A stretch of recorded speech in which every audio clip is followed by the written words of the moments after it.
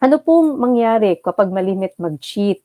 So, unang-unang kailangang gawin, tanungin ang sarili, bakit ka naglo-low carb? Why in the first place do you want to be healthy? Always go back to your why. Para ba makita mo, lumaki ang mga anak mo? Para ba matagal na makasama mo ang mga kapamilya mo? Para ba matagal ka na functional? Kunyari, in your senior years, hindi ka lang buhay, pero nakaratay ka naman o nasa wheelchair, kundi buhay ka at functional ka. What is the reason for you? Para ba sexy ang pangangatawan mo, macho ka? Every person will have a different reason. You always go back to why you're doing it. Personally ako, why do I do it? It's because of longevity. Gusto kong makapiling na mas matagal ang anak ko. Gusto kong makita mga apo ko. So anytime that I am, for example, wavering, although hindi naman yan nangyayari sa akin madalas kasi I've been doing this for quite a while, I always go back to why, right? Bakit nga ba ginagawa natin to?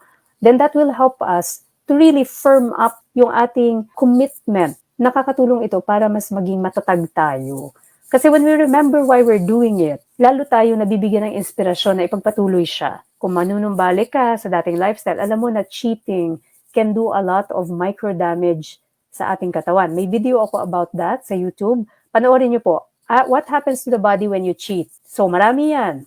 You can have oxidative stress, formation ng mga reactive oxygen species, eventually inflammation, pagbabara ng ugat. And this will lead to all the other mga diseases na big things, heart attacks, strokes, cancers, all these other things. Balikan natin yung basics. Bakit? Bakit natin gusto maging functional, mamuhay na mas mahaba, mamuhay ng healthy? Bakit nga ba? Ako, iniisip-isip ko yung mga apo ko eh. Hindi naman natin hawak ang alas kung hanggang kailan tayo mabubuhay, pero if we do everything in our power as well to help ourselves, then alam natin na, ginagawa natin yung best natin. Right?